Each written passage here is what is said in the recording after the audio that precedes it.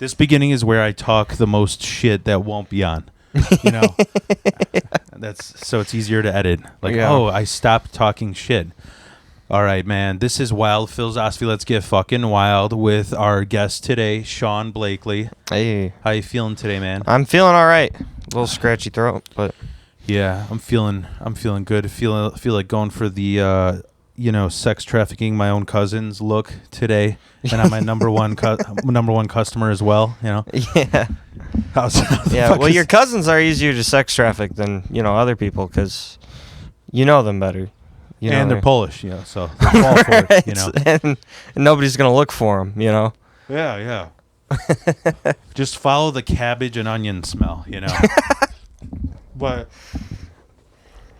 how do you like it? What's so I always start this off how the fuck you've been. Like, I always start off with what is the wildest shit that's happened in the past 2 weeks. You got any wild shit going on? Wildest shit in the past 2 weeks. It's been a boring 2 weeks for me. I think nothing too crazy. Trying to think about something at an open mic or something that might have happened, but well, instead of you, I had the record set with Veronica Memoir. We did 4 hours.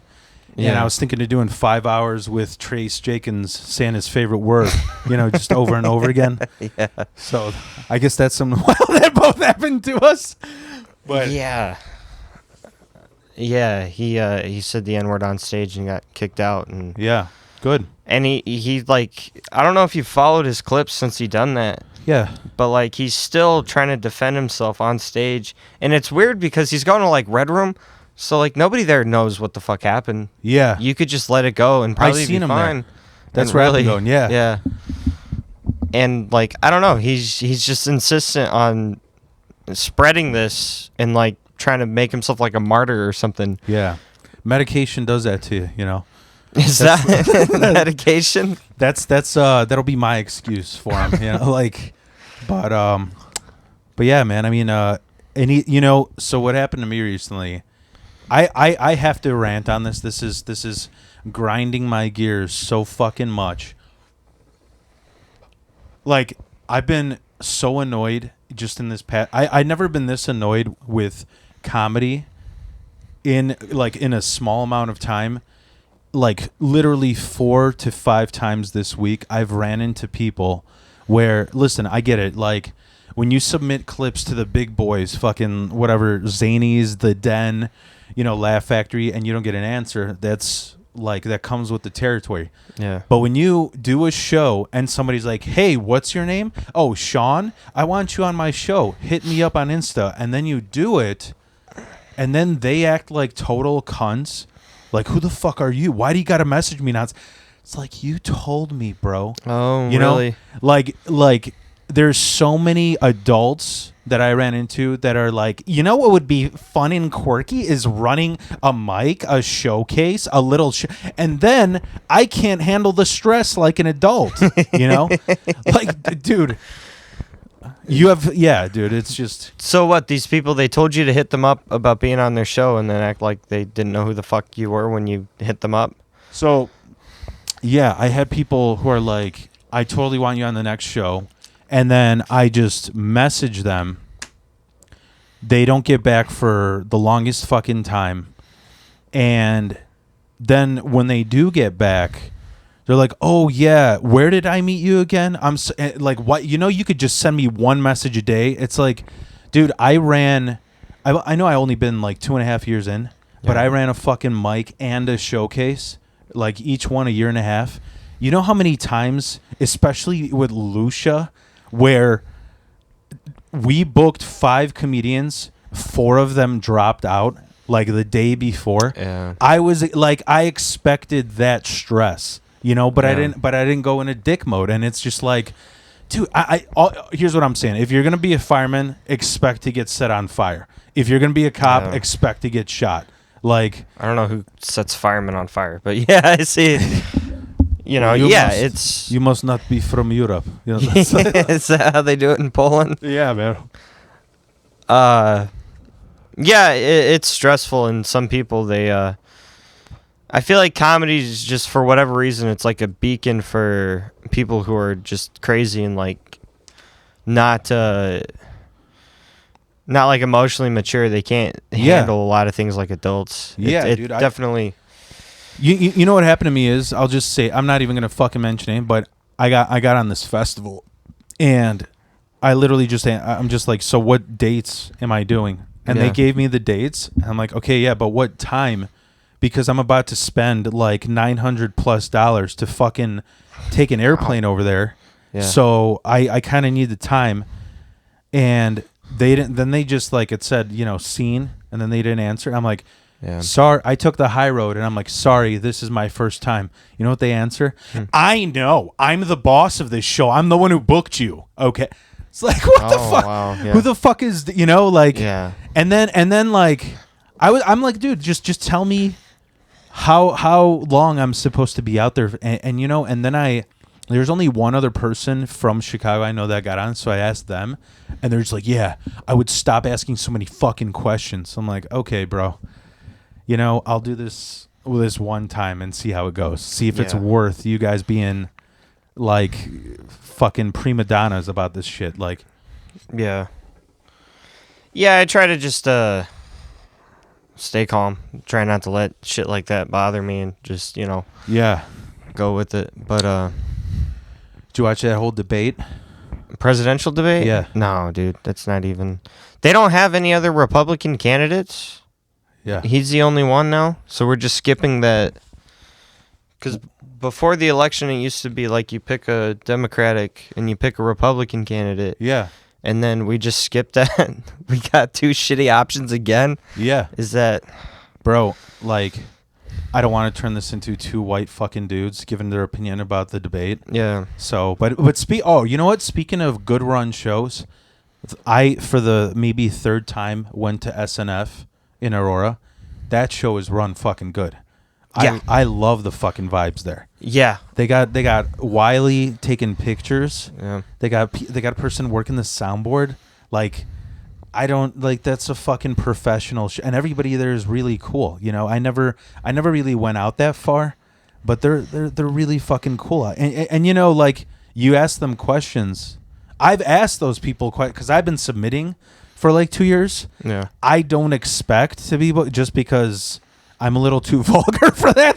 Yeah. But it's been 2 years of me working a clean set that would fit there. That's part of being a comedian, is be able to have different crowds. Yeah. But what the fuck was I going to? That I went there the day of the debate, and dude, when I watched that shit again, like, that was the roast battle of the year. It was really? So fucking hilarious, that debate. Did you watch it at all? You didn't watch it at all. I hate the government so much. I don't. Any of it. I don't. It literally is like, a lot of people get pissed off at me. It is WWE.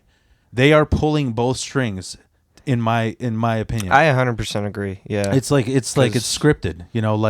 It's not about who cares about who. It's about, I want money for I want to make $6 million on passing abortion shit, and if you let me do that, I'll let you do shit about guns. It's just fucking, it's bartering for territory, like Capone style. Well, yeah, and I don't know how much I should get into this on a podcast, but like, I don't think I think the parties are like fake, if that makes sense. Yeah. I think it's more about just getting people to fight, because all one party is just making sure they disagree with the other party. Yeah. And like, it was especially funny, like, during the vaccination thing, hearing all the conservatives going, well, it's my body, my choice. And it's like, that's an interesting argument from your party. Yeah. Suddenly we're allowed to make choices with our bodies. There's so many contradictions on both sides. Yeah. And being from, like, I was that Polak who wanted to kill in debate team. So like, I love calling those motherfuckers out. It's just like, I love how conservatives say, like, yo, I could shoot a fucking can off your head from 50 yards away, but cops can't, like, shoot at the knees when they're arresting someone. Well, like, you got to shoot to kill. You're just supposed to hit center body mass. That's generally what you're taught whenever you're shooting a gun. as somebody, because that's the most likely. If they move or something, you're more likely to hit them, and it's also technically less lethal. But obviously, if you can hit a knee, why not up the voltage on the taser? You know? Yeah, I mean, you could. I don't know what they're at right now, and for the most part, as long as you're not like doped up out of your mind, a taser will fucking drop somebody. Yeah. But you know what I gotta say?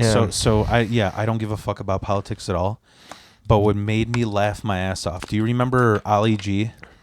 No. You know what that is? Fucking it was Sacha Baron Cohen when he played like the Wigger from England. You remember that shit? No.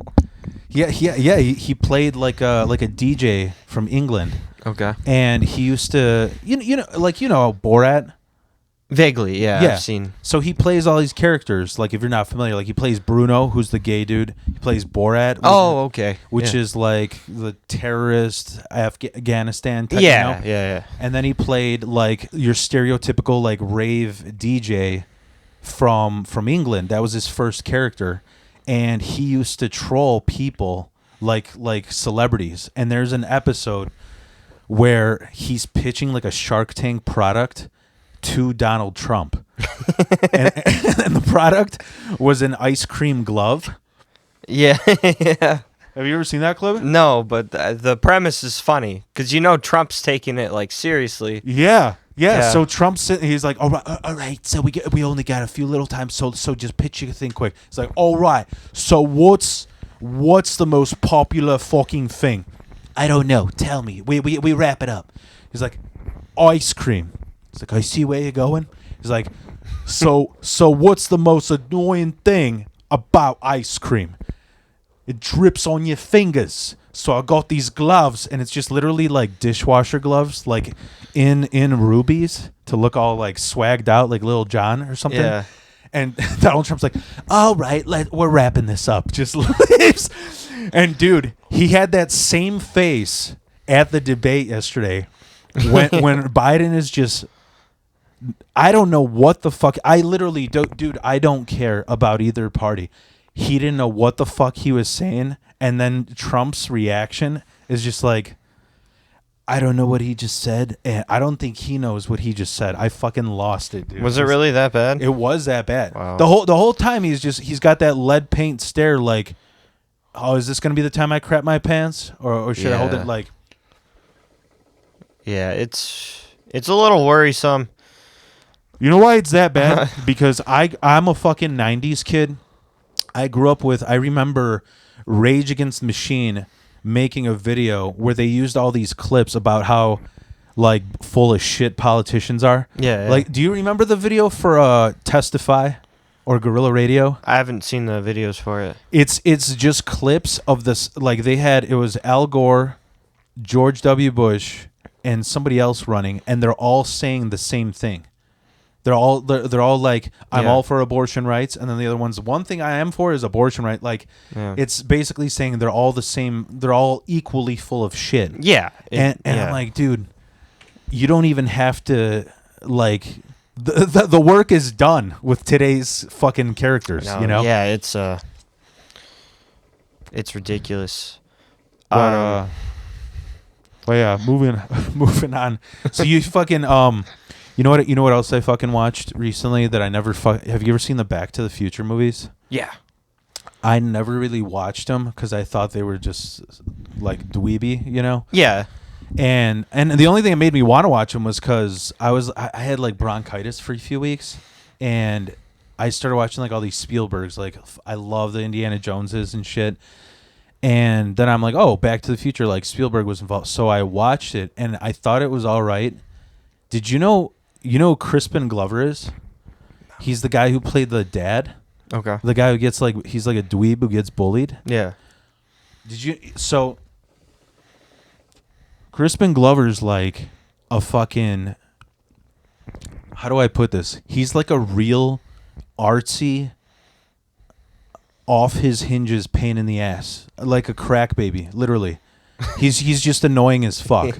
Yeah. And what I didn't know is like, because I saw these videos of him bitching out Back to the Future, because you know what happened is he was such a fucking pain in the ass on set that they told him, if you want to be in the next movie, you have to fucking like not be like you just like huffed paint on set.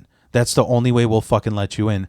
And he's like, well, I'm gonna stand by my standards and morals and all this bullshit. Yeah. And so you know what they did? They fucking in the first movie, you know how like he comes back later and he's an older version? Yeah. So they had to cast his face. So in the second movie, they're just like, oh, you know what? You're a pain in the ass. They just got to look alike to wear his face. No shit. and like they asked the actors, and like, here's what's funny is like, because he had a lawsuit that he won, but they asked the actual set, like Christopher Lloyd, Michael J. Fox, all those like high-end actors, they're like, does anybody have a problem with us just using Crispin's face and none of the pain in the ass? Like, oh, absolutely, you know? Yeah.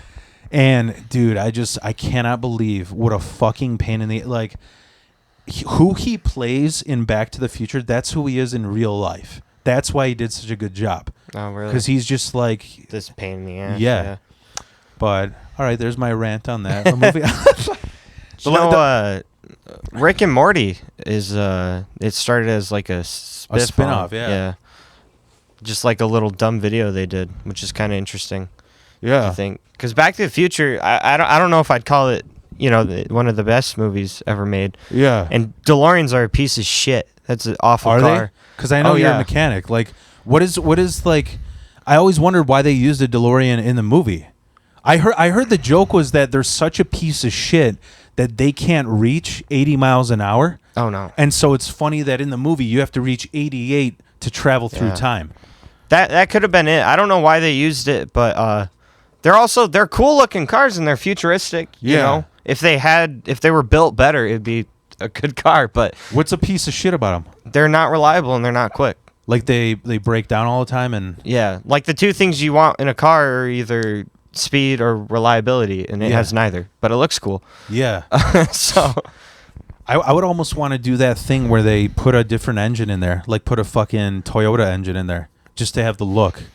Yeah, I would probably LS swap it, but then like if you're buying a DeLorean, you're buying it for like the novelty, really. So if you put like a Toyota or an LS or whatever in it, you're gonna drop the value a lot. Yeah, because it's not original. It's not a DeLorean anymore. But, yeah, I fucking that's what I heard they did in Wolf of Wall Street, where you know that white Lamborghini he has. Yeah. In the movie, like they wouldn't want to like buy a real Lamborghini, so they got some Lamborghini that just there's a Honda Civic engine inside, but it's just like the body of a Lamborghini. So that's funny. Which kind of seems like it would have less likelihood to burn to the fucking ground. Oh, absolutely. You know? It's going to last you way longer. It's not going to be as fast, but Lambos, they got that problem where you rev them up too much and the fucking ass end lights on fire. Yeah. Because they're running rich, yeah. You know, so I started, this is the last thing I had on this list that I wanted to fucking rant about is like, I started doing these videos called The Truth. I don't know if you've seen any of my videos. I've seen them, yeah. Where I'm just bitching about labor work shit. Yeah. And actually, next episode, we're going to have Rudy and Peter Christopher, because I guess we're all like shop rats. So we have a bunch of fucking shop stories. But, like, one thing that I didn't realize I didn't go into is, like, dude, uniforms in general are such boomer bullshit. Really? Fucking you don't like them? Don't you think? No, I mean like you know what? I was just sitting around thinking about it because like when I get these ideas, I try and first go into a bit, like very know naturally as a comedian. But I was like, dude, you think about like what's the only fucking world where they have uniforms where they consistently upgraded with time, and it's the Army. Because, like, dude, you went from powdered wigs and, like, Liberace trench coats. And they're like, oh, you know what? Turns out going into war dressed like a gay pianist isn't efficient, you know, like, with buckled-ass fucking shoes. Like, and they gradually, they're like, you know, like, for example, they'll be like, all right, what boots do we have? What are the most comfortable to where they don't need to saw your leg off from trench shit, you know? Yeah. But also the most durable, right? Nobody's ever done that shit. You know what I mean? Like fucking, they got the postal service still like dressing like they're that guy in Jumanji, with a rifle. You know, They're dressing like like safari, a fucking like a safari tour guide. Steve Irwin delivering your mail. Yeah, Yeah, dude. Like, why like you get more steps a day than I probably ever will in my entire life, and they still got you dressing like a fucking safari tour guide. You know, they actually just upgraded my uniforms at work, so it's funny you say that. I like them because a company washes them, so I don't have to. Oh yeah, fuck you up have my that like washing the machine. Cintas. Yeah. Yeah. But you know what else I like is like I saw it like my kid was trying to apply at Target. They do that at Target. They're all wearing sweats because they're like, dude, you're stocking shit. You're just walking around helping cut. What is it? Is literally a power move to have you dress unbelievably uncomfortable. You know. Yeah, I mean, I get like if you're on the floor or something, like people want to know that like if a customer sees you, they want to know you work there. Yeah. Right, I get that, but if you're in the back or something, you should absolutely be able to dress whatever. Like my mom works in a warehouse, and she doesn't really have. There's standards to how she can dress professionally, right? But it's not like she's wearing Family Dollar Where's shit she head work to at? toe. Family Dollar distribution down in southern Utah. So is it like it's a warehouse? Yeah. Okay. Yeah. So what do they make? What's the uniform? Is it like a polo? No, it's just like a shirt and pants, like just within reason. You can't. Yeah. Don't wear See, like a that's- sports bra and fucking booty shorts. but- Yeah. Yeah. Fuck, man. I'd be working there if you could, you know. Booty shorts, no, but no, but like the only bit I came out this uniform thing is like how fucking Portillo's, dude. Those I feel so bad.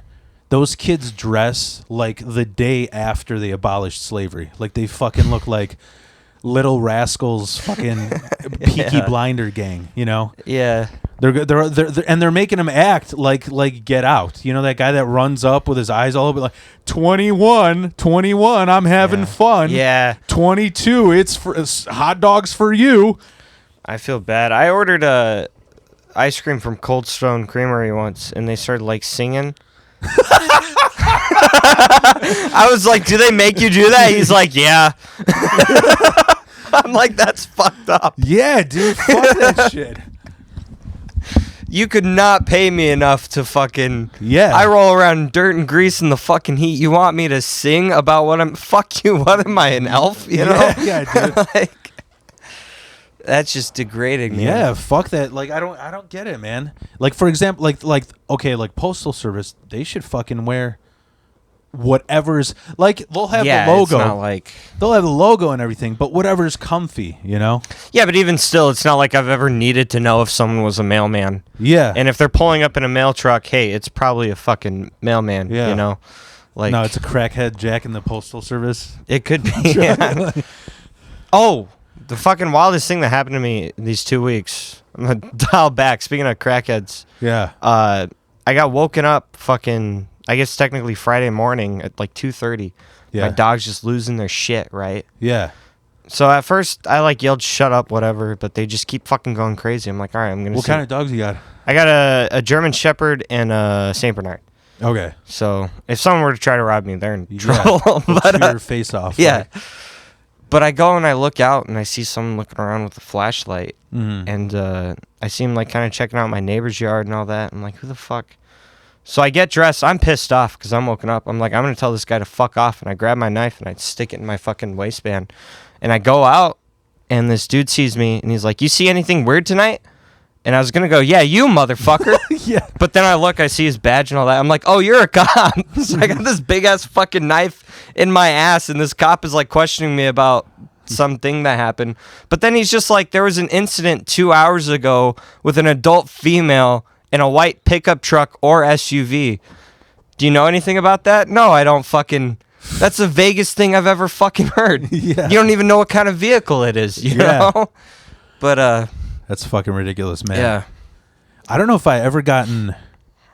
I had my car broken into like every year living in Chicago, but and to the point where I purposely like downgraded everything. Like, Yeah. I almost wanted to put up a sign. There is nothing valuable in this fucking Right. car. I got Kirkland socks on. Like that, you can't even rob me. You know, like and so. But yeah, I I don't think I ever gotten broken, like in the house broken into. I actually broke in houses when I was a kid. Like, So did I. Yeah. but yeah, that is fucking wild. You know what happened? Like literally a block from me, this Schaumburg Road right here, Barrington Road. There's I was laughing some motherfucker, some kid who's like 16 took his dad's crotch rocket, and they were trying to do like I don't know if you ever BMX, like the surfer where you like stand on it and you steer with your legs. Okay. Yeah. And their friends went up behind him to make a TikTok video, and they fucking sandwiched him. Oh, He no. fucking the kid on the motorcycle, he rear-ended someone, and then the friends didn't realize there was, because they're filming him, they fucking smashed their friend. Like, it's How fucking ridiculous. Stupid. Yeah. And I was like, yeah, I'm not gonna put that in my music video. I was thinking about doing that. You know? Yeah. Speaking of cars getting broken into, when I was like real young, like a baby almost, maybe 4, we were homeless for a while. Yeah. And my grandparents, they wouldn't let us stay inside because they're not good people. But me and my brother, we'd sleep in the back of my dad's truck in his driveway. And my brother looks up. It's like middle of the night. And he's like, these 2 people are breaking into this car. We fucking look, and they're like looking around. Yeah. Fucking reach down the window, unlock it, and they fucking took off. And next thing you know, the cops are there the next day questioning. I had to speak to him about this fucking what we saw and all that. And yeah, that was crazy. Just fucking 4 years old, and we're like kind of peeking over this tailgate, watching these 2 guys steal this car. Yeah. You know, this podcast is me telling the same stories over and over again, but like I have some fucking wild car stories that I want to fucking share with you. Like so when I was like maybe 7, there was I grew up in Chicago, and everybody kind of had that guy on the block who's just, he's trying to be fucking Fonzie from Grease and just, you know, fucking have a drag race car, you know, some shit like that. Yeah. So I remember my fat ass, here's the ice cream truck coming. So I'm running to the main road, like little side road of the public park to get to the ice cream. And that dude, the drag race, comes out of nowhere. But what he did is, you know that, I don't know what the fuck it's called. You ever see the True Lies? Or like Ferris Bueller? I've seen Ferris Bueller. You know that, what is that? Is that the Corvette that they steal from his dad? It's like a 60s convertible. It's like red, and then on the sides it's got like these white wings. Yeah, I don't remember what kind of car it was, but this guy had that car, but it was modified so that it has that fucking like air filter sticking out of the hood, you know? Yeah. So it's real fucking loud, and it scared me so bad. Like, I almost cried because I was like 7, you know? And I got so fucking pissed. Like, I had it before where like one of my mom's boyfriends took me to a NASCAR, and I fucking shat my pants because the roar of the engines vibrated my intestines. Yeah, you know? Yeah, they're loud as fuck. Yeah. So this guy scared me. Like, I see him just fucking park in a handicap spot and run to the park to go take a piss and then come back in. And he's doing all his, like, trying to slide across the hood and to look fucking cool and shit, you know? Okay. With his Dago tea and his cigarettes, you know, fucking folded in on his sleeve. And so I was so mad. Dude, I just hung my ass over his back seat, and I took a shit in his back seat. Because I was like, this guy almost already made me shit my pants. I'm just going to pinch that loaf in there, you know? Yeah. Did you wipe? No, dude, I ran, and I had shorts, dude. It was fucking flapping around all over the place, but I was laughing too hard to give a shit. Yeah. I was like, these shorts are ruined. Like, you can't. No industrial fucking laundry is gonna wash these fucking streaks out. But no. I was so that's one car fucking story. Shit in his backseat. Oh, man. And you could tell he, like, stepped on the gas, peeled out, and then hit his brakes like a block later, smelling it, you know? And I feel for him because, bro, a 90s, listen, just to, like, be real tedious about this, a 90s kid's shit when we're told that candy's good for you and to eat at Taco Bell every day, it smelled awful, bro. Like, so, but the other thing, so I told this before, but I used to do demo. I used to work with this guy.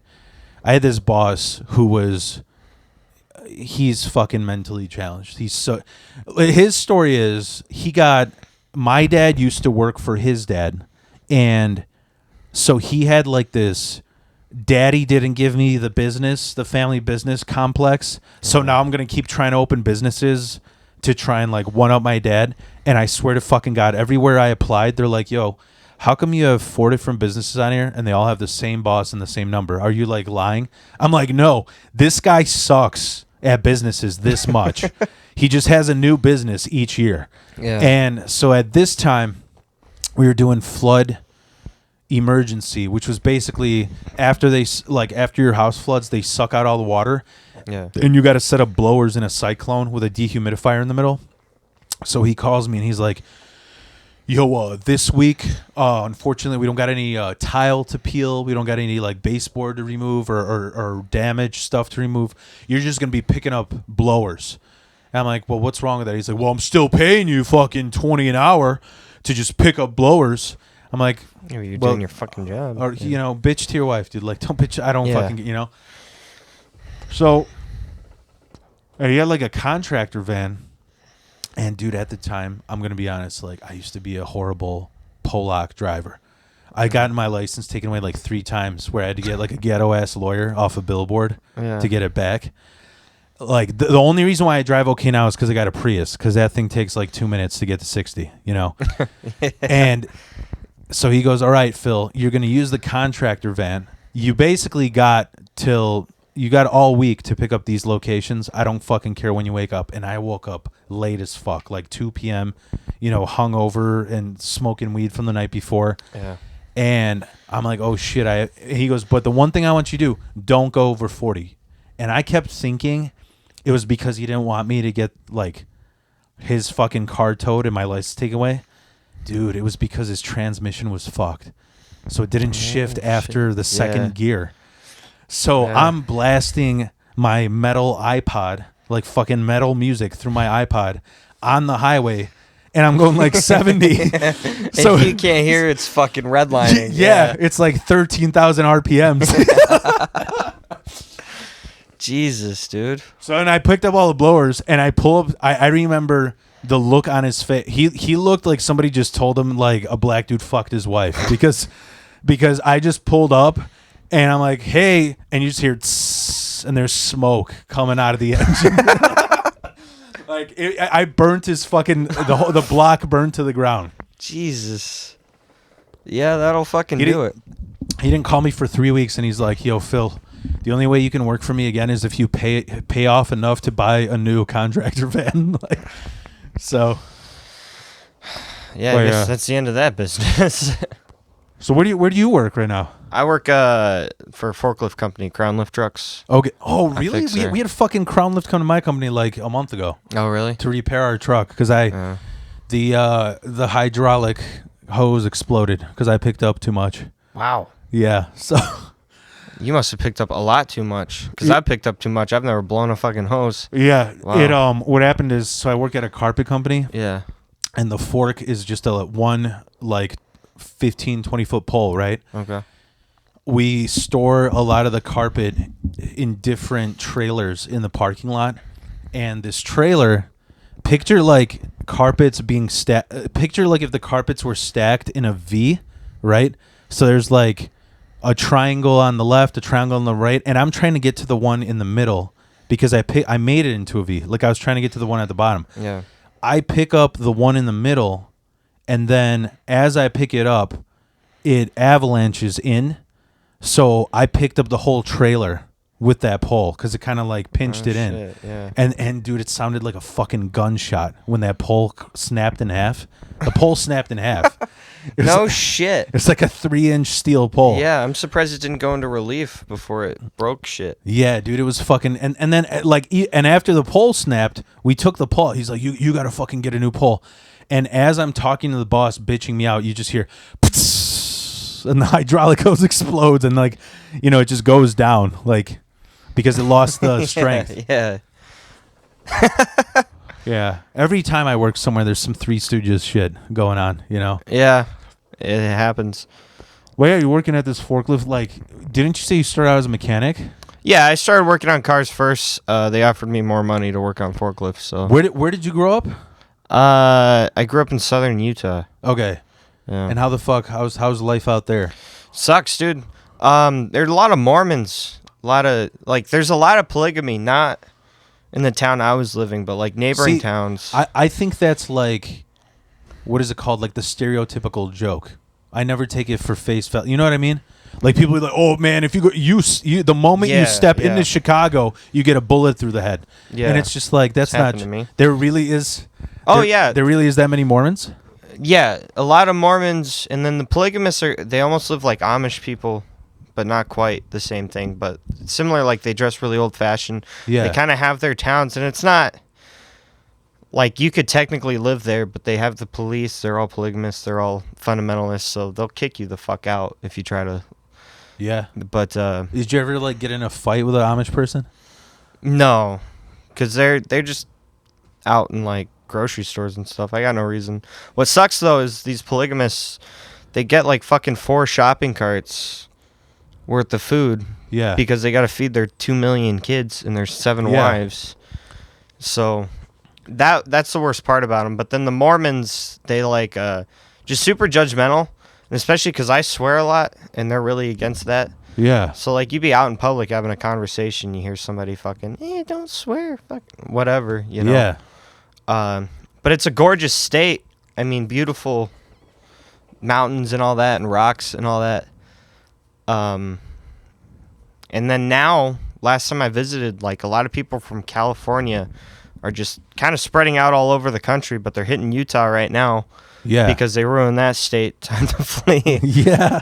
And now it's even worse. I didn't think you could get worse than Mormons. Californians fucking suck, dude. Yeah, the trust punks, man. Yeah, and they're putting like concrete over everything, and a lot of like the gorgeous nature and stuff. If it's not like a protected park, then they're putting shit all over it. I already didn't like the place, and now the one thing I did like about it, now that's getting taken away. Yeah. So Zion's beautiful. The national parks are gorgeous, but that's the only reason you should ever step foot. Have you ever like driven and ran into like a crazy fucking animal on the road over there? Like those videos you see with like moose fucking causing traffic and shit? I haven't seen any moose in Utah. I almost hit a deer once, which isn't... I've seen more deer here, actually, than in southern Utah. Because I live in the desert, right? So there's not like big crazy animals out in the desert. A bobcat or something, but they're not in the street, you know? I always wonder, like... I never really fucking seen a bobcat till like literally 2 years ago. Yeah. In real life, like I never seen it in real life. I just saw it on fucking Ozark. Yeah. Because I didn't know, and I always wondered, like, are bobcats that fucking nuts? Like, could you fight one off with your bare hands? I wouldn't recommend it. Okay. Because they're gonna sneak up on you and like get you from the neck. Usually is what the problem is. So if you can see it, you're probably good, because it knows you see it. Yeah. It's not gonna want to go. The problem is you're, screwing around out in the middle of nowhere. Yeah. And next thing you know, you got a fucking cat on your back killing you. Like, yeah. They don't fuck around. They're very good at killing Gotta things. go for the eyes, man. That's my rule. Yeah, well, if it's on your neck, you're done. Like, yeah. I grew up in the city, but like now where I live now, Schaumburg, like I love going on I used to love going on the bike trails, but it's just it's a long story. It's a bitch bike rules with the Townhouse Association. So, but when I used to go ride bikes, dude, I run into like a foot tall turtle just crossing the bike trail. A foot tall. Yeah, like its fucking shell was, and then later on, I was rushing to work one day. I like my backsplash guard just took its shell off, like a different turtle, because they just fucking go for, like, get out of the fucking pond. Wow. And then another time, I was like, there was a moment where I was crossing like a 4-lane road. It was a big road where it goes from like 45 miles an hour, like 60. So you have to cross quick. Yeah. And it's downhill. So I went downhill, and the first thing I see, there was a fucking, like, as thick as a Red Bull can snake going across the trail. No shit. And I'm like, I can either get, like, nipped at the ankles or bunny hop. And I just, like, I couldn't think of anything last month. So I just put my legs up like I'm getting fucked in the ass, missionary. And I just ran over its back. Like, it was just because I didn't know what the fuck to do. Yeah, there's a lot of venomous shit. That's the thing about the desert that, especially like living here now, I realize, like, the land wants you dead. Yeah. Everything in the desert wants you dead. Wants everything dead. You seen a lot of scorpions? So everything, like, yeah, you got scorpions, you got snakes. I remember when I was a kid, I fucking was looking around, I see a caterpillar just bristling with fucking, like, spines, like a cactus, you know? Yeah. And I'm like, oh yeah, everything here will fucking kill you. Yeah. Because the desert's such a harsh environment to survive in. That's how they survive. They fucking kill each other. Yeah. It's just, yeah. Get a lot of cactus. You fucking, they're like about yay big, just bristling with these spikes. They almost look furry. And you don't always see them. Yeah. So you're walking, and if you hit it with your heel, it'll kick up, get you in your shin, and they're bitch to get out because you just got like 20 fucking spikes in your leg. Yeah. And they're going to stick after you pull that out, and you got to pick them all individually. You had that happen to you? Yeah, oh yeah, all the time. All the time. Yeah. And then bullheads, you think of fucking stepping on a Lego is bad. They're these little fucking seeds with these thorns, and I swear to God, they got to have some sort of protein or something that makes it hurt more. But you end up tracking them into the house by accident because they stick to your shoes. Yeah. And then they stick in the carpet, and then you're walking around and you fucking step on one of those. Dear God, dude.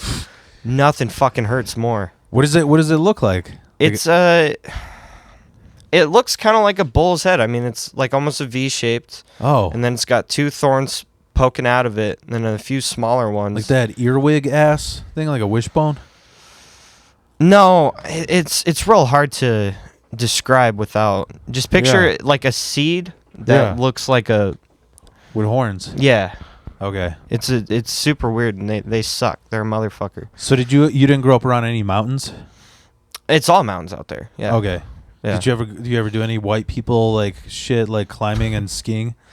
I never skied. But yeah, I climbed mountains. There was a cliff behind my trailer park that I used to scale down all the time. There's a little stream I'd go fuck around in. Oh, cool. I actually threw my friend's bike off that cliff once. Yeah. I felt real bad about that. For what? For just the fuck of it? Well, I'd say he hung out with us, but I didn't like the guy.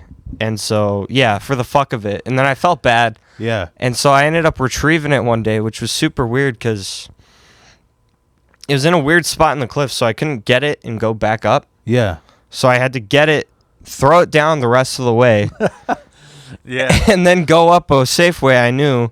And so it took all fucking day after school. So like 7 at night as the sun's setting, I just show up to this dude's house. Yeah. And I have his bike, and it's fucked up. I mean, the tire was facing straight, and the handlebars are like cocked to the fucking side. Yeah. And I just drop it off at his house, and I'm like, I got your bike. And then I just fucking walked away. Yeah. And they're just looking like, what the fuck? Just drenched in sweat. But dude, yeah. When I lived in, there's 5 years that I lived in Park Ridge. Do you know where Park Ridge is? Vaguely, yeah. I fucking hate that town. Every time Todd Glover has his mic around there, the Emerald Isle. Okay. Every time I do that mic, I get walkouts because I just shit on that fucking town. Like, I fucking hate it there so much. Dude, like Hillary Clinton grew up there. Okay, and that's all you need to know. Everybody there is like that. I can't tell you how many blonde white bitches were just like, "Oh, hi, are you the new person here? Oh, nice to," and then just like call the police on you immediately. I've never got the cops called on me more times in my life than living there.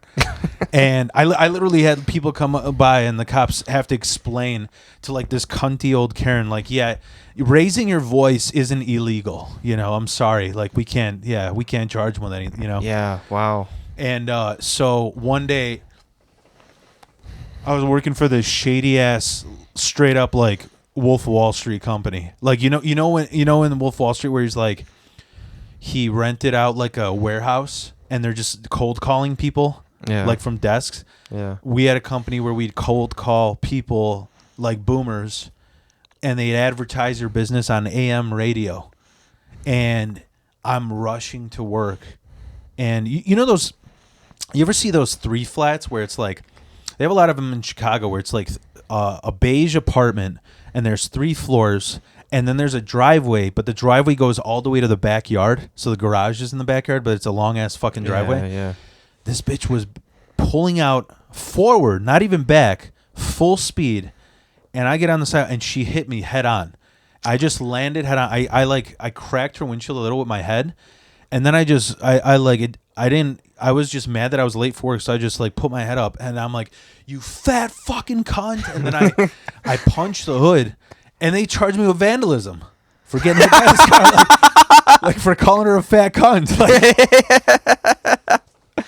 And the worst part is every motherfucker I went to high school with, they clipped that newspaper thing. Like only Wild Phil Isecki gets charged with vandalism for getting hit by a car. You know, like destroyed my bike, but. Well, that's what they say a lot about, like, this area is someone robs you and you shoot them, you're going to get charged for fucking murder. Or if you don't kill them, if they step off of your stoop, you cannot do anything to them.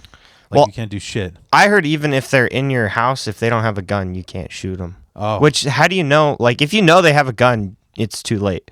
Yeah. If someone's in my fucking house, I'm going to assume the worst and I'm going to shoot your ass. You know? I've literally, because of that law, I've just started thinking in, like, Home Alone logic, like set traps. Yeah, fucking bowling ball on a string. Like, it's just, I you know what I kept thinking of? I'm like, I can't believe they haven't put this in a Netflix like show or anything. Is like compound bow a motherfucker in your house. I mean, it would be hard to draw that in a hallway, but dude, can you like nobody's ever gonna rob you again if somebody runs out of the house with arrows through their chest. You know. Yeah. Yeah, I can't own a gun, so I've been thinking about. What'd you do? I robbed a house. Oh, really? Yeah. Do you want to talk about that or no? When I was 14, yeah. It was my brother's fault. So these people were moving out, and I went in there earlier with a friend, just kind of looking around. We took like 2 bottles of wine. This was in Utah? Yeah, in a trailer park. I used to do a bit about it, and I should probably start reworking it again, but I just haven't. Yeah. But I'm just grabbing another coal. No, you're good. And so, do you want me to wait or? No, it's all good. I just don't know where I put the coals. Oh, fuck. Oh, here. There you go. So, we grabbed a couple bottles of wine, and then that was it. And then later on, I told my brother, I was like, "Hey, I know these people aren't going to be in this house. If you want, we could look around. Maybe we'll find something more valuable, you know?" I looked at it, but we didn't really go too into detail on what was going on. So my brother's like, "All right." So we go after This dark. was another trailer that you were up? Yeah. Okay. It was in the trailer park. And I'm not trying to shit on your crime, but I feel like that would be fucking... I would not do that only because, like, trailers only have, like, 2 rooms, right? Like, it would be easy to be seen. They come pretty nice now. Okay. You can get nice trailers. But I'm saying, like, it's easier to be caught, no? Like, if you, like... Because there's, like, the living room... You could see the kitchen from the living room, and then there's just a bedroom, and then the bathroom, right? Yeah, there were a few bedrooms. I thought there was a back door. We'll get to that. Yeah. So, we can relate. We got criminals on the show today. You know? So, me and my brother are looking in this trailer after dark, and it's hard to see. Yeah. And so my brother's like, "I'm going to turn a light on." And I was like, "Don't turn a light on. We're not supposed to be in here, right?" Yeah. And he's like, "I can't see anything. How am I supposed to know what to grab?" I'm like, "Try to use, like, a flashlight. Just look the best you can. Don't turn a fucking light on." Yeah. He's like, "Well, you said they're not coming home tonight." And I was like, "Yeah." And he's like, "So I could turn a light on." I was like, "Whatever. Go ahead. Yeah. Turn the fucking light on. I don't care." So we're looking around. I found $4 lying around, and I grabbed it. And then my brother finds a case of AA batteries. And he's like, "Should I grab them?" And I was like, "If you want them." Like, we're fucking here. Yeah. And he's like, I'm only going to take 4. Like, what? What a fucking, noble burglar. You know? Right. So he takes these 4, and then we're looking around in the You fucking... don't want the guy's, electric toothbrush to run right, out, yeah. Or maybe they have a Game Boy or something lying around. Fucking... So the owner comes home, and he just starts speaking, like, rapid Spanish at us. And we could just hear him, in the living room. We didn't see him yet. He didn't see us. Yeah. So we turned the light off because I guess then maybe he wouldn't know we're here. Yeah. And we start looking for a back door. There's no fucking back door. All the windows are locked. It's dark, so we can't figure out how to get them open. So my brother's like, we're going to hide. Yeah. So we're hiding. He's just screaming Spanish. And my brother's eventually, he's like, let's just turn ourselves in. Hopefully he won't arrest us, whatever, So, we go out in the living room, and he calls the cops, and we're just kind of waiting in the living room. And this was when we looked for the back door. My brother looks at me. He goes, you said there was a back door, right? And I was like, I'm pretty sure I saw one from the outside. Yeah. He goes, on the count of 3, we're going to rush back there. We're going to get out the back door. We're going to get the fuck out of here. Yeah. Well, no back door. So we come walking back in the living room like 2 fucking idiots. Yeah. Well, this guy somehow thought we must have made it out because he was standing in his front yard. So we both come fucking flying out the front door. And I'm thinking I'm going to cut through this guy's yard, fucking cut across here, Yeah. go cross country, get the fuck out of here. My brother starts running right down the fucking street. So I'm not going to leave my brother behind. I see a truck coming towards us. I'm like, that's a fucking cop. They blare their fucking siren. Dude hops out. He had a gun in his fucking hand. He was ready to shoot a kid, Yeah. I never dropped to my knees faster. And so what made it a felony charge versus just a trespassing, because it wasn't a B&E because we didn't break in. It was unlocked.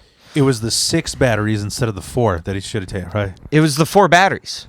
Swear to God. Are you serious? Swear to God, because he checks... Oh, my God. He checks Fuck. my pockets. He pulls out the money I took. He goes, is this some pocket change you had? I go, yes, officer, that's mine. Because I'm not fucking stupid. Yeah. My brother goes, yeah, I took 4 batteries from that house. They wouldn't have fucking known if he didn't say anything, Yeah. I got that $4 back, but those 4 fucking batteries made it a felony burglary charge versus just a trespassing. And if the family would have pressed charges, we would have went to juvie that night, but they didn't. So they set like a court date and all that. And then we didn't get the thing in the mail telling us to appear in court. So they almost arrested us again for not appearing in court. For a fucking warrant. Yeah, but the PO or whatever in charge of our case was nice enough to call and be like, hey, how come you didn't show up? Yeah. And I just wake up to hearing my stepdad going, no, come fucking arrest him. Arrest him right now. Take him away. He's fucking... Oh, yeah. Old school, man. Yeah. I just did community service for that, but now I can't buy a gun, so... Yeah, dude, that's annoying, man. That shit's shit. I'm sorry that happened. I was just, it's not like it happened to me. I did it. But you do dumb shit when you're a kid, and like when you were telling me about it, I just watched yesterday for the first. I've been on this binge of watching old school '70s movies. Okay. And I watched fucking. You ever see Escape from Alcatraz? No. It's a Clint Eastwood movie, and in the movie he's like in prison. They don't really tell what the main character is in for. He just keeps escaping prisons. That's why they keep putting him in. But and it's a true story. But he befriends this black inmate, and he asks him what he's in for, and he's like, I was at this bar, and these 2 guys they start coming up to me with knives, and so I shot him. And then Clint Eastwood's like, yeah, but isn't that self-defense? And he's like, yeah, but I'm black, sucker. And I was like, I almost wanted to mention that reference. I'm like, nobody fucking has seen that movie. So we're like, I was about to be like, they put that on record because the batteries, and you're just going, because I'm black, sucker. But no. There's another time I used to steal from cars a lot, and so. Oh, dude, I swear to God, that's the only way I believe that you grew up in Chicago is if you've broken in cars. I didn't grow up in Chicago. No. I mean, there's so many motherfuckers that I know that moved to like Wicker Park. These suburban kids, that they want to, they're the Portlandia part 2 of Chicago. You know what I mean? Okay. And it's just like, dude, if you didn't find treasure in trash or break into people's cars, you didn't grow up in Chicago. Bro. I thought that was a trailer park thing. Turns out, trailer parks are Chicago. But I grabbed something from this car, and then I was running away, and I almost ran into this dude, and I stop, Yeah. and I move, and I just start walking away, Mhm. and he shouts back, "If I get in trouble for some shit you just stole, it's 'cause I'm black." Yeah. No, nobody ended up. I never got caught for that though. Just breaking into cars. Just fucking my dumbass brother on that. Bro, okay, so I never shared this before because it might get me canceled, but I'll just fucking share. Like, I'm not gonna go into the full story because I told the whole story. But basically, the 2 years that I moved into here, long story short, I was practicing with my band, the metal band that I was putting together, and I went to all the neighbors. I'll try and keep it brief because I said this before, but I did what an adult does. I went to all the fucking neighbors like, yo, I got a band. We're going to play music. What do you think is the best day? We promise we won't play after like 8 p.m., you know?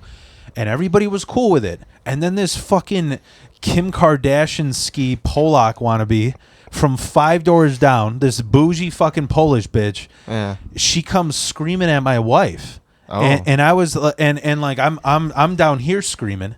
So if some people say I escalated the situation by calling her whole family a bunch of cunts, but like the thing was like I'm in black metal mode, so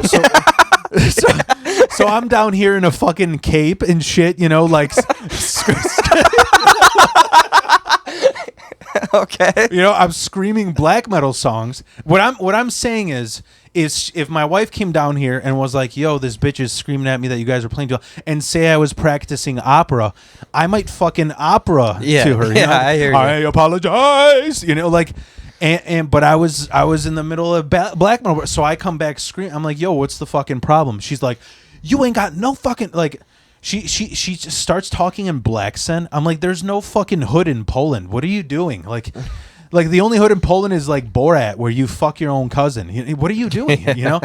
So she starts like mouthing off in my face with her owl bobblehead. You know, like, you ain't got no respect for your neighbor. I'm like, I checked with all my neighbors, and then finally I'm like, okay, listen. This is where I try to not escalate it, but somehow it escalated. I'm like, you know, we can either sort this like adults, and you can, because we're going to live next to each other for a while. So what day is better so you can pull that stick out of your ass, stop being a cunt, and we can like work this out.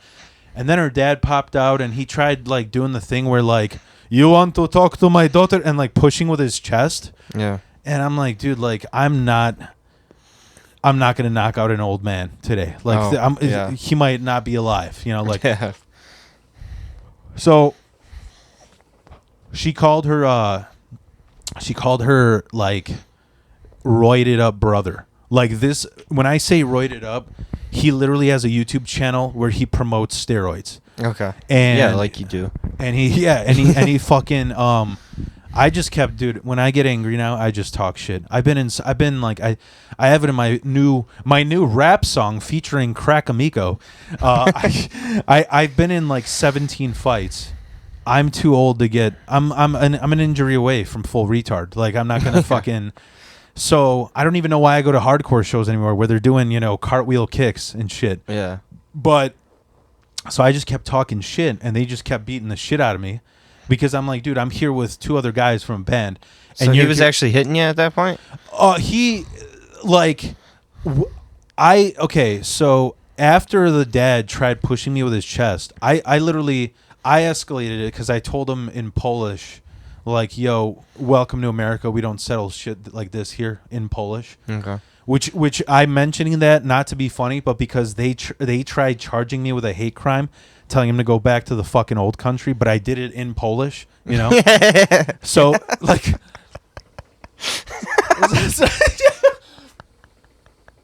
like I spoke his fucking language, officer. Yeah. So we were a word away from making out, you know, like we almost fell in love with me. Yeah. But so after that, there was like a period of like a half hour where I'm just like, hey guys, this fucking Kim Kardashian-ski, she wants us to stop, and I was helping him load up, and that's when the brother came over, with his girlfriend, who this is like I mentioned this before, but this is fucking crazy because this was not intentional. But he's dating like this Muslim chick who always wears a hijab. Okay. And I guess she came this time, like, because they were rushing. They're like, she's like, there's a scary group of dudes, whatever. The reason why this all makes sense.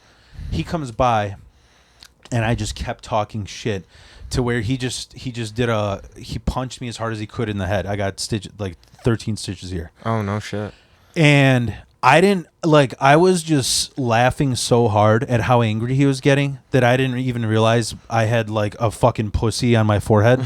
I didn't even realize I was, and then his girlfriend, who once again, she's like a devout Muslim, but she's going hood on me. She's like, yo, look at your bloody bitch ass motherfucking ass head. And I'm just like, what are you talking about? What bloody bitch ass head? And I looked down and it just gushed all over my phone. Like it was like fucking like red corn syrup just all over my fucking phone. Dry. Like I couldn't open my eye. There was so much blood coming out. Wow. And I didn't realize she was still going hood on me, like an inch from my face. So it all went in my mouth and I spit and she just got blood all over her fucking face and like she had her hijab on her fucking neck. Yeah. And I'm just like, man, I wonder if she thinks like Polish people are pig, so it's a double sin to get pig blood on you, like yeah. But wow. Here's the point is like when you said this guy was like screaming, what did he say? You're lucky because I'm black, whatever. These fucking chicks, they told the cops that I don't even know how they made this up for me. Like it's hard to convince anybody that I didn't say this because it seems like how wild I would get. But they said that I screamed something like, I'm going to get my N-words over here to rape your ass. That's what they told the cops. That's not something you would say. I know. I'm just like, where did that come from? Yeah. Where did that... And the thing was, I was so fucking like... The cops came by, and first they start saying, yo, we might charge you with a hate crime because they said you said this, that you're going to bring your N-words over to rape their ass. And I'm just like... I'm like trying to be PC with the cops. I'm like, I don't even have a gang of N-words on call. Like I'm just trying to be I don't even know how to describe this because you have a rush. Like you just got my head split open. Like are you still in the cape and everything? Talking to the cops covered in blood. I look like the Wicked Witch of the West. Just throw some water at me and I'll cool down. Yeah. So.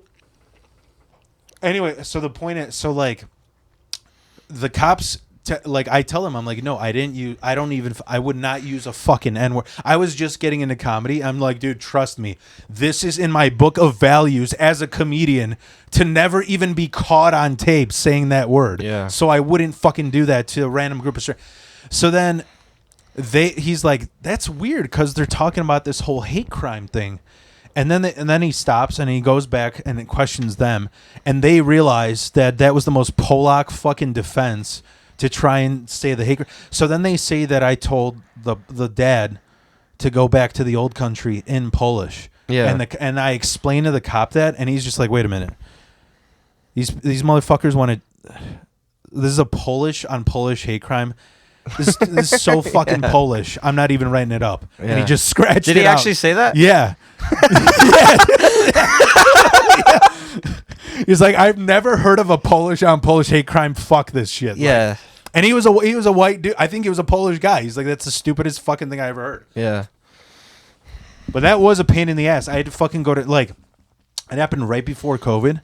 I went to court for 4 fucking years because this guy this guy was such a Polak. He's showing up to court in like cut off fucking hoodies and shorts and like ankle socks and like he's going to go lift, to court. Wow. Like I'm like, dude, I could show up dressed in whitey tighties like Steve-O and look with more class than, Yeah, I wore a suit and a tie for court when I had that felony thing. Yeah. Yeah. My freedom's on the line. I was very serious about. Yeah. Yeah. So, the other thing I was going to share about cars, this fucking, I shared this on the other one, but I don't give a fuck. So growing up in the 90s, we were just bombarded by all these fucking action movies, right? Yeah. And every movie, it made it seem so easy to hotwire a car. Oh, you just put these two wires together and you get going, you know?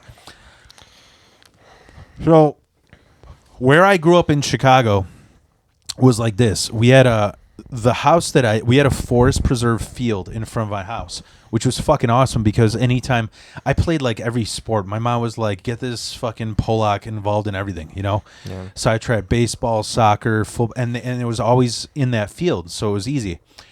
But my neighbor was like this Bulgarian contractor, like every fucking Slav in this country with a white van that, you know, we can make your house with marble tile, you know, like type shit. And when I was a kid, I used to sneak in his van because I was a little kid. Like, it's just cool, to fucking play with the I used steering to wheel sneak in some places. Yeah. Yeah. So, like, and he always had his cigarettes in there, so I could try those out and shit. And so, like, one day, I think I was like 12. I'm just like bored as fuck. No kids want to go outside. It's like 4 p.m. And I'm watching some random stupid action movie like that. Isn't that like 48 Hours or something? Yeah. You know? And I'm like, dude, I should fucking try hot wiring this guy's van. Like, it would be fucking like it'd be so awesome to just like drive this van into a pole, like, you know, or just go to like the school bully and drive it into his living room, or you know. So I go in this van, and it's still a little bit light out. It's still not sunset, and I'm just, dude, I am destroying this guy's electric. There's just like I'm ripping every. Just yeah, there's just a rat's nest of every color wire you can imagine, and I'm like trying to put them together, and it's not working. And then I'm like about to leave, and I'm like, oh fuck, like there's no way. There's a rat's nest the size of a beach ball of wires. There's no way he's not gonna think somebody broke in. Yeah, and I'm like, well, there's only one way to destroy evidence. That's the only option. Destroy evidence. Because I'm thinking like I'm gonna go to kids, scared straight and shit. So, they used to have those cigarette lighters. I set his passenger seat on fire, and I'm like, oh, you know what? It's just like, it's a work van, so it has that separation. I'm like, it's just gonna burn the front, And I leave, and I'm like, oh, you know what? I'm so scared of going to jail. I'm like, I just have to distract myself. So I just started fucking like watching The Simpsons or Howard Stern, and just like don't even think about it. And I forgot about it. And then it was like 4 p.m. and like 8 p.m. my mom's like, oh my God, look outside. The van exploded. It burned to the ground. Jesus Christ, dude. And here's the funniest part is, so like 2 months ago, so I have all these jokes about my mod dying in my sets and shit, and I told you like my brother is the opposite. Like, he had a good relationship with my mom. Yeah. So he's still grieving, which I don't blame him for, but he was going through all her shit like recently, like photo albums and stuff, and he's like, what the fuck is this van on fire? Like, this looks like that scene in Terminator 2 when the bomb drops, like Phil's first arson. Yeah. So I told him that whole story, and he's like, why the fuck do you have a picture of it? And what I remembered is I grew up around, I don't know, do you know what Rolling Stones Records is? Have you ever seen that place? It's by the Harlem and Irving Mall. Oh. It's a huge fucking record store. It's got a huge, like, they used to have cutouts of every big fucking rock star you could imagine on the roof, like Ozzy, Kiss, Danzig, Slayer, like, and that's why I have all these autographs. That's where I met all those people. Oh, okay. Because in the 90s, they used to fucking have them come. Before, like, you could download music, they would have events. They had Ozzy come there, Megadeth, Static X, Slayer, and I met all of them. And so I would buy these, like, 15 camera shot disposable cameras. Yeah. So I think I, like, met, like, some shitty band, like Cottonmouth Kings, Yeah. the fucking ICP. Yeah. Like, some juggalo. yeah, some juggalo shit. And so I had 3 shots left. So I went outside. I'm like, oh my God, that is crazy. We should take a picture. And I took a picture of that shit. Did you get caught for that? No. No. Jesus Christ, dude. Yeah, it was fucking. I'm like, insurance probably covered. You know, he probably got some sweet ass brand new Milwaukee tools if insurance covered it. You know? Hopefully, man. Hopefully, Yeah. for his sake. That's crazy. Because at first it's like, oh, a rodent broke into my car, and then now it's like, Yeah. but then I wonder if the fire investigated that, and they're like, no, you started this fire. You know, that could have really backfired on Yeah. him. Yeah. But- Yeah. Jesus Christ. You know what's wild is when me and my wife were planning our wedding, I was like, I asked. So one of my friends, this guy Nick Waters, he just had his wedding, and he told me. Well, I don't think he told me. I think somebody else told me that he spent like almost $30,000 on a fucking wedding, and I didn't realize you don't have to spend that much because I ended up spending like 5. But I was like, man, I'll try and you get money from families. You know, from the families that like they'll pitch in, and plus you could like GoFundMe for who can't make it to the wedding and shit. I was like, what should we do for a wedding? And then, dude, this is wild, but I'm like, I'm fucking wild. I may as well pitch it to my wife. In Des Plaines, so I lived in Park Ridge for like 5 years. It's the town over. Des Plaines is like the trailer park of Park Ridge. Anybody who couldn't afford in Park went to Des Plaines, and it's like there's all these metalcore bands where their fucking members where they broke up because one of their members OD'd on opioids. That's fucking Des Plaines, you know. Okay. And so there's a Methodist camp in Des Plaines. This is so funny because they on their fucking like billboard it says like, God has blessed us with this land to flourish in his word or some shit. And they bought the land that is the lowest sea level in the town. So they get flooded every 3 months. Like there's just like 10 feet of water there. Yeah. All their houses are on fucking stilts and shit. Okay. So I was like, those houses are for sale for like $20,000. I'm like, dude, for the wedding, we should throw a wild fucking party and then just set the house on fire when we're done. Like, just, And my wife, yeah, you should have seen the look on my wife's face. She's like, I don't even know if I want to get married anymore. Yeah, you can't burn a fucking house down, dude. Even if it's yours? Like, no? No, you can't. Yeah. That's a danger to, like, everything around it. You can't just...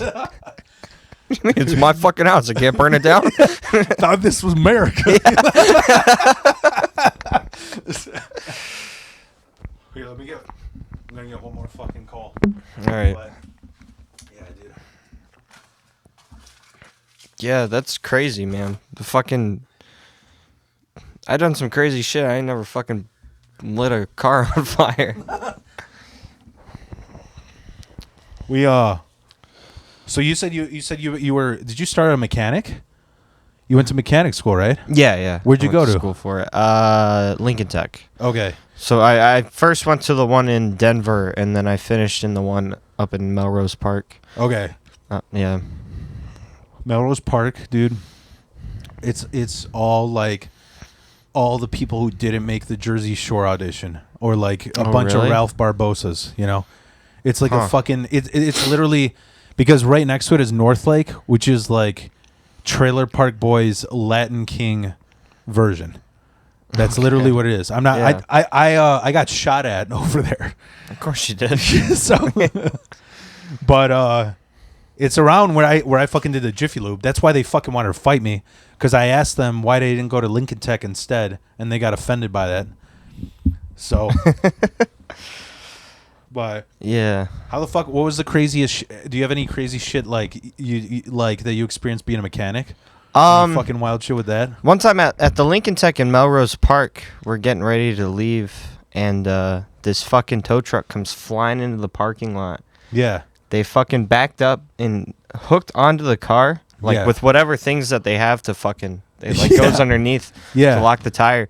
Dude fucking jumps in it and guns it in reverse and fucking flies out of that parking lot, dude. The tow truck hit like 2 different cars trying to get this fucking guy, and he hilarious. fled away. I don't know about 2 wildest stories as a mechanic. One time when I was working at the Jiffy Lube in southern Utah, my manager, he went out to greet a car, and the dude hops out, grabs my manager, and kisses him right on the mouth. Just like a fucking, yeah. My manager's like, he didn't know what to do. He's just standing there for a moment, like, what the fuck? And we still worked on his car. European or some shit? He was just some fucking meth head out of jail. I mean, oh man, he's glad he didn't bite his lips off. Like, eat them. Yeah, meth's such a huge thing in southern Utah. There's so many, those fucking just crazy people. But yeah, dude, that's fucking.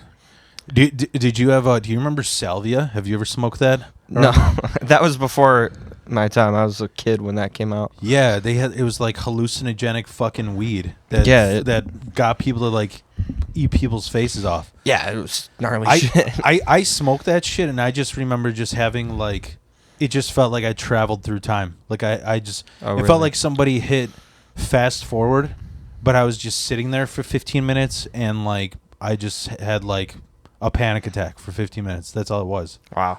I'm glad I didn't fucking, harm somebody, but it's crazy all the drugs that are illegal versus the ones that are legal. Like, yeah. There are a lot of these mushroom gummies and like mushroom chocolate bars going around. Yeah. And some of them even advertise. They say they're legal in all 50 states, and then they say they're psilocybin. They're not. Yeah. They get amanita and then whatever bullshit they could throw in it to try to mimic it. And people are going to the hospital because amanita mushrooms, they're the red with the white dots. Yeah. Right?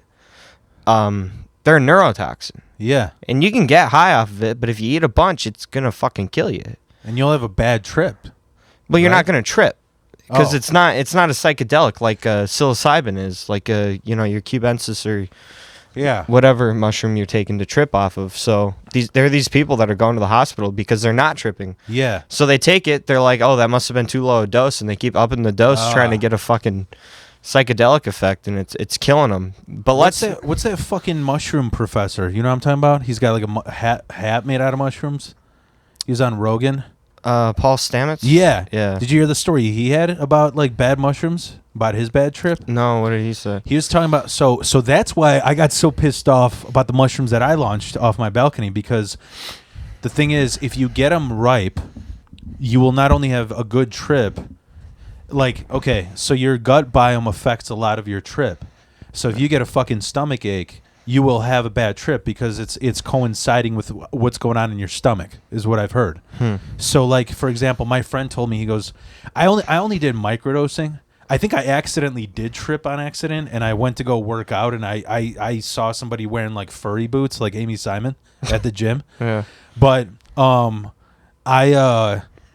like, he told me you blend it with orange juice, because then it like sent like it like kind of helps digest it before you breaks down some of the. What Paul Stamets was saying, he said he took these shrooms that they started growing mold, and what happens is when you take like certain shrooms that are really strong for trips, if you take them when they're old, he said what happened is once they, like when you take brownies, like when it kicks in, it's like an hour later. He said right when it kicked in for him and his friend, he knew, because he kept repeating the same fucking thing. And what's crazy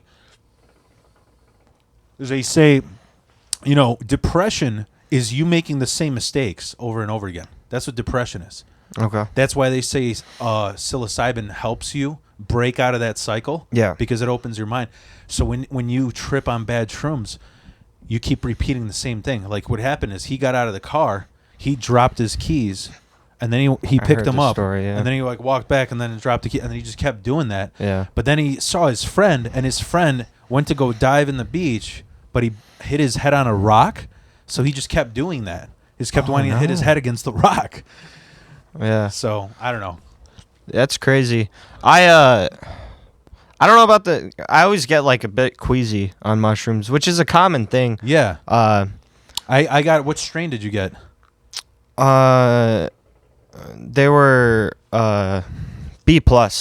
Okay. Yeah, from the psilocybe cubensis. That's the most common of the psychedelic that they grow. I just got penis envy because it was on clearance. It was Okay. like- Clearance. yeah, it was like Fucking bottom at Walmart. no, they were on a website, and I guess they're like so popular that they like ordered too much. Yeah. And then I got all the what are they? Not the sprouts. What are they called? The liquid culture or not the culture. What's spores? The spores. Okay. I got all. There's a guy on Etsy who sells pre-spores vacuum sealed packages, and I just got them on there. And dude? So the funny story with me is, I think I might have shared this, but my brother, I don't know if he doesn't want me to share this, but whatever. He was going through a divorce, and a big part of the reason why he was divorced is because he smokes weed a lot. So he's like, oh, I'll just quit for a week and I'll get her back. It didn't work. There you go. So, but he quit for a while, and he's like, dude, it's fucking hard to get, like, you've been smoking so much for fucking years, and now you just can't. And now I just go cold turkey, and I'm like, dude, just try microdosing. Just try microdosing. And I kind of wrote it into a bit like, hey, brother, you know what'll save your marriage? Just do harder drugs. Yeah. Well, I think I might have told you this already, though. But what happened is, he goes, all right, give me it in 5 minutes, or I'm changing my fucking mind. And I accidentally put too much. Yeah. I didn't give him a microdose. So we're chilling at my house, and I did the whole orange juice blend thing. Normally, for me and my weight for a microdose, I think I did just the stem. Okay. Or maybe I think it was just the cap. I just threw the whole fucking mushroom in for him, and it was a bigger mushroom. And we're sitting, and like, that's our ritual. Is my brother and I, we just fucking get high and watch like Naked Gun or like the Monty Pythons. So we're just sitting, and like 10 minutes in, my brother's like, he didn't say a word for 10 minutes, and then he goes, man, what kind of fucking Pollock installed this TV on your wall? I'm like, why? He's like, just keeps fucking like moving like back and forth like a ship. And I'm like, oh fuck, dude. Like, I gave him too much. And I just tried talking him into, I'm like, oh yeah, no, the bolt on the other side, it's on my neighbor's side. It's just loose, That's why it's swinging. But I'll fix it, but I have to talk to my neighbor, Yeah. But yeah, funny. I want to talk. So let's. You said you want to get out of here at 5, right? Yeah, probably close to. Yeah. Yeah, it's all good. So I wanted to get into, like, man, when did you start comedy? Right after the pandemic, when the Comedy Shrine, which is closed now, right when they opened up their open mic. So you did their mic a bunch of times, right? Yeah.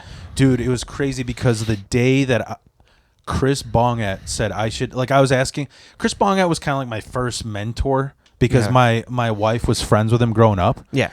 So I was like, yo, dude, where should I go? And so he's like, dude, you got to go to Comedy Shrine. Dude, the fucking day, the week that I find out where it is, there was an escape room in that mall. So that we went for a birthday party. That's the week they closed down. Yeah. And I was like, I can't believe this is a mic because there's just like $3,000 worth of Simpsons fucking merch here. Like, this is a mic, Yeah. It was good. The Thursday one wasn't, but the Monday was pretty decent. Yeah, what was the difference? Thursday they did improv in between. Like every 3 stand-up sets they did improv. So do we know anybody who did improv there? Like Vox probably, right? Vox was part of their team. I used to do improv on the mic just to kind of fuck around with it. Oh, cool. Hannah Belmont did improv there. Like on the mic. I don't know if she's part of the team. Catamato was part of the team. Okay. So yeah, Fuck. they had some people. I only met Catamato like a year ago. I don't realize like she's probably been doing it for a while, right? I think she's only been doing stand-up about as long as I've been. Oh, okay. She's been doing improv since like high school though. So you started at Shrine, and like, what do you think your like what do you think your influences were to get you started, like top 3? And then who would you say like now, whether local or famous, who do you think influences? So right around when I decided I wanted to do comedy, because it was during the pandemic I decided I wanted to do it. 2020? Yeah. Bill Burr would probably be a big influence. Even though I just found him around then, that comic, like especially his older material, nothing had ever like clicked with me so much. Yeah. Like his, like when he talks about like masculinity and stuff like that, like yeah. Dude asked him if he wants a cookie. He's like, I got unbelievable urge to blast this guy in the face, like Yeah. I feel that because that's how my stepdad was growing up. Yeah. Being a man. Are you cool with him? Stepdad? Mm-hmm. No. Would you ever beat the shit out of him? No, it's not worth it. Okay. I've gotten into it with a lot of my mom's boyfriends. Yeah. That's why I'm asking, because those guys can be fucking assholes, man. Yeah, he's a piece of shit. I think the one bit that I made you cry throughout the set. I remember this because I was like, there was a few people that had similar comedy to me, like you, like Adriel, that I was like, dude, if I can make them laugh, I'm doing something good, And I remember I did a bit about how my ma's boyfriend, he would like drop N-bombs on me, and one day he was like walking by and he's just like, you're putting that shirt on like a fucking homo. And I'm like, how do you know how homos put shirts on? Like, you're watching me undress, dude. Yeah. And then the joke was like that, like the weirdest was like he was trying to be tough, but he had a lisp. So I was like, I think that sentence should start with thuffer and thuggatash, like. And the funniest part, you know how he got that lisp? He got hit by a semi. No shit. And I'm still working on that bit, but I'm just like, that's hilarious that you went from like this wannabe fucking Mick that's like from New York, just like, yo boys, let's go get some. All right, what's the problem? Yeah. Like you get hit by a semi and you fucking sound like went from Sylvester Stallone to Sylvester the Cat. Yeah, dude, seriously. But yeah, those guys are. You related to Bill Burr because of like shitty stepdad and. Yeah, and then Dave Chappelle, like I grew up on like watching Chappelle show. Yeah, and his stand up. You remember Half Baked then, right? Yeah, that's a good one. Yeah. And then the third one, I'm trying to think. There's a lot of like smaller comics that I shouldn't say smaller, like they're famous. I don't want to discredit these people. That like kind of stick out. Some of them I remember, some I don't. Nick Swartzen, comes out in my mind just from being like a real little kid and like turning on Comedy Central and just seeing like whatever stand up they had. Yeah. Trying to think. There's definitely a comic I should be able to. Mark Norman, I saw him after I started stand up. That's another one, but Mark Norman's great, dude. He blew me away with how he does some of his bits and his like stage presence. He's autistic level, like literally a savant, yeah. Because before he filmed that special in Chicago at the Vic, I think he did that in like March or April. Yeah, I saw him November before that, March or April. Yeah, because I think he did Chicago in November, and he was like, "This crowd is so fucking awesome," that then he decided that he's going to do the special here. Okay, and when I saw him, dude. We were planning on it was going to be like an hour and a half show. We were there. We were on the late show. We were there for 3 hours, and I was so tired. My mind was hurting because I couldn't follow him. He was going so quick. Yeah, because he did the regular hour material, but then he's like, all right, call outs for 2 fucking hours. Yeah, and then we still got to meet him after. He was tired as fuck. Yeah, he let you meet him after. Yeah, that's pretty cool. I saw Bill Burr in Indianapolis, which is no reason to go to Indiana. It's such a shithole. But Bill Burr was worth it. But Indiana's such a fucking shithole. It is. He walked like half the audience almost because he was talking about like vaccine, about like Rittenhouse. Yeah. People like that. He was talking about the Rittenhouse thing and saying like how the dude was helping his community, and he's like, "Oh yeah, you out there shoveling driveways, blah blah blah." And some dude behind me, some drunk asshole, he's like, "I don't see you shoveling driveways." I'm like, you completely missed the point of the bit. That's so Indiana, dude. Yeah, and he's just walking these fucking conservatives, and he doesn't give a fuck, Yeah. I just wrote a bit that people got mad at. I mean, I don't mind sharing, but I just go that it's basically about how like, you got to be there for your friends when they're suicidal. And I just remember my friend being like, "Yo, man, like I'm not feeling good. It's a struggle lately. I don't even know why I wake up anymore. It's just really hard to find reason to live." And I was like, as a friend, I was like, this pussy's bluffing. Fuck this guy, But then 2 days later, he's like, "Really, guys, I'm thinking about moving to Indiana." And I was like, "Get this fucking man a therapist. Like, because That's funny. Indiana's worse than suicide. Yeah. Because suicide isn't, an ankle sock meth head trying to sell fake meth at a Citgo. Yeah. But like I had, dude, it's so funny about those crowds because I just did Iowa Fest a month ago. Yeah. And I shared this on Facebook, but I had the best review of any set that I ever had. And here's what happened is Yeah. the problem was, when you do a showcase, you're trying to feel that crowd out. Every fucking table was a different group of people. It was like the white people who are racist, so they don't laugh at racist shit because they just think it's true. Yeah. Then there's fucking the old people who they're looking for Rodney Dangerfield. Then there's the young people who are like, what is this boomer doing on stage? Yeah. So dude, I did this joke, and I remember I made an entire. It was one of those medieval fucking tables where it seats like 18 people across. Made the entire table walk. Because, so here's the thing. I go up there and I'm on this Temu 2-piece binge. So I had like a thunderstorm outfit where it's like a hoodie and track pants. Okay. When I got off stage, it was so fucking hot because it was a barn turned to bar. So fucking hot. It smelled like horse shit It's in a there. big thing in the Midwest. Horse shit and barns. Yeah. and so I walk off stage, so I immediately took my hoodie off. So the old lady didn't realize that I was the one that was just on stage, and she walks up to the producer. She's just like, "Man, he's like, did you have a good time? Where he's like, we have like 7 more comics." It's like, "Yeah, I don't know what's with that Phil guy. I don't know if he's like mentally ill, but I'm not understanding any of these references. Is he all there?" But anyways. Sorry, I keep going off tangents, but No, you're good.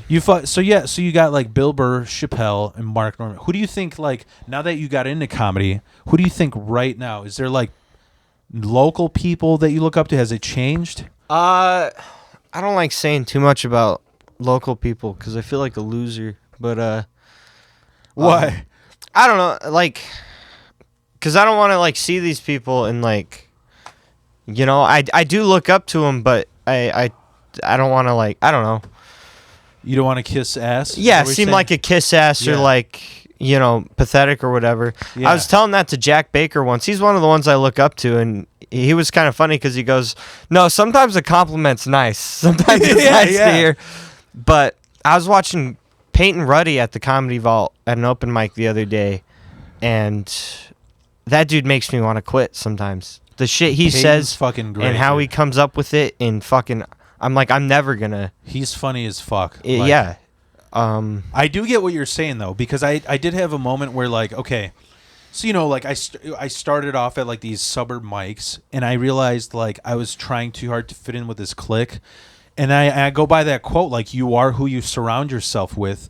So Yeah. I knew that I didn't fucking fit in at all around that whole, I called the pretty boy crew, fucking Luca, Brando, Tom, Luke, like, Yeah. But once I started like kind of like chilling with them, my comedy kind of naturally got better because the standards got higher. Like I was like, I'm not gonna be fucking goofy ass dork Phil and make these guys laugh. And then I mentioned it on here, and they're like, "Dude, we don't even hang out with you that much." So yeah, I'm not gonna do that anymore. But I don't think they said that, but it kind of seemed like that. But either way, like, I get what you mean about like local. Peyton's fucking doing great. Yeah. You know who I saw recently that I've never had a local comic fucking like make me laugh that hard? Have you ever heard of Nick Lemka? Nick Lemka? It sounds vaguely familiar, but I don't know if I know him. I just did a show with him at Lincoln Lodge. Yeah. He looks like he honestly looks like if Joe Rogan grew a beard and hair and was Jewish. Like, and his Insta used to be, I only remember him by his Insta Bear Jiu-Jitsu. I've only seen him do a show 3 times. Every time I'm laughing my fucking ass off. Yeah. And I'm just like, dude, I got to get, it reminds you, like, you got to get to that level. Or maybe I just don't find myself funny. I think that's just like the comedian curse that you don't like your own shit. Yeah, I mean, it's a good thing and it's a bad thing. Because it's good to always want to do better, but then it's also like you are your worst enemy sometimes. And you're never, sometimes if I think too much about a bit, I can't even do it anymore because I'm like, what in the fuck am I talking about? And it works. Yeah. But it's a double-edged sword for sure. Because it almost feels like low-hanging fruit for you because you've already polished that shit up, you know? Well, no, it's not just that. It's just like, I don't know, a lot of jokes, if you break them down, it's like, what the fuck? Right? Yeah. I'm fine with a polished joke. I've had a few that I just got bored with, and so I move on to newer material and all that. But, you know who I saw recently killed too? Was amazing? Was you know who Chelsea Hood is? I've been hearing a lot about her. I've not seen her though. I gotta check her out. So I want to tell you. Can I tell you a quick thing about her? Yeah. So like, I had taken a class. I'm going to tell you how I met her. I'm probably going to tell her again if I could get her on the podcast. I know she's real busy, but I took a class at Lincoln Lodge where Chris Higgins was a teacher, and because I'm such a cheap Polak, I was like, if Lincoln Lodge approves of this absolutely problematic comedy, then I have the stamp of approval. So I brought my worst shit in there. And I had a joke where I said retard. And Chris went up to me and he's like, yo, dude, you say that one more time, you're out of here. Wow. And I'm like, you know, I don't care. I understand that Lincoln Lodge is like inclusive. That is their crowd. They want to maintain that. Yeah. So I'm not going to, and also I'm not that right wing guy where I'm like, well, it's my freedom, you know? And then fucking release a Roseanne Barr special of complaints, you know, like, so I was just like, I have no problem following the rules. I just don't know where the line is wrong with that until I cross it. So, right. And then that week, Chris went on tour. So he had Chelsea like sub, and we come in the room. She just sees how I'm dressed. She's like, yeah, you're the guy who said retard, aren't you? I could already tell. Yeah. But she's cool as she's like an intimidating carpenter chick. And I remember when I first met her, the first thing she said, she's like, all right, I am a woman, I'm a feminist, and I'm a union carpenter. Anybody got a fucking problem with that? You can leave. And I was like, holy shit, I'm not going to get along, you know? Yeah. But it like she's unbelievably funny. Like she's just puts I'll be honest, a lot of the women that I've met that are intimidating are the funniest, you know? Yeah. And she's just, dude, I'm telling you, she's at my top 3 now. After I seen her at SNF, I was laughing the whole fucking time. Like, it was so fucking good. But yeah, I got to see her. She's talking about how, like, there's like yuppie ass white rich dudes, like Naperville dudes, who want it looked like a fucking crackhead tried to drill holes in their wall trying to install a fucking TV. Yeah. So then they got to call somebody who's a professional, and a woman shows up, you know? So like but yeah, so I was going to say, like, I mean, so you started in COVID. You like, how do you feel like where you're at? What's the count now? Well, how many years have you been in? I hit 3 years at some point this month. I don't know when exactly, what day, but I know I started June 3 years ago. Are you happy where you're at? No, you're not. Why? I especially now I hit like a real slump getting booked. I got to reach out. That's all it is, like the networking part and reaching out. Where do you think you should be? Like, I think wherever I'm at, I'm not going to be happy with it. Yeah. But I would like to be getting booked more than I am. I haven't even had a show in a couple months, I think. And for a while I was doing at least once a month, and I was happy with that. Yeah. Because it was something, and I tried to maintain that, and then just some life things happened, and I kind of had to step back from comedy, not quit or anything like that. I still stay hitting the open mics, but just couldn't do it as much as I was doing it before. So yeah, I tried telling myself that to feel better about where I'm at, but I would just like to be somewhere better, you know? Yeah. Yeah. What do you think inspires your comedy? Like, what do you think, like, when you think about, like, I don't know, there's different people who talk about, they have their whatever the fuck their thing is, you know, like me, obviously people talk about, they know that I talk about wild shit, whether it's the death of my family, whether it's crime, or whether it's like some fucked up story. What do you think your thing is? Do you ever delve into like the stepdad shit? Here and there I touch on it. I haven't managed. So I was lightly abused as a child, and I don't know. He beat me once, so Okay. I feel like it wasn't a big deal. He yelled a lot, and it was a horrible. But he only ever actually laid hands on me once, so Yeah. it's not like a big deal. But I want to do jokes about that, but I haven't figured out how to make it work. I've seen other comics make it work. Is it because you don't know how to make it not problematic, or you haven't coped with it yet? It's because when people hear about beating a child, Yeah. that's hard to make funny. It's Yeah, you yeah. know what I mean? I'm fine with it, but and also like I didn't even realize it at first. It took some people kind of mentioning it. Yeah. I do very dark comedy. Yeah. Most of my stuff. I mean, I talk about like serial killers. I've talked about genocide, which sounds bad. Hear the joke. It's a good joke, but Yeah. I love dark shit, dude. yeah, and I do too. And I think a lot of my comedy is like I don't ever talk about things that like bother me. I'm very much like I deal with it on my own Yeah. because I don't have a lot of people that I even trust enough to You're go a toxic man who doesn't want to go to therapy. That's what. I go to therapy. Yeah. But like I don't know. I don't like venting to people I that get what aren't you like mean. close because it's like I get what this you guy mean. don't want to hear my fucking bullshit. You Yeah, know, exactly. I'll deal with it. It's our generation. We feel like we're a burden. Right. Like doing that. So comedy is a way I can joke about something that's seriously bothering me, Yeah.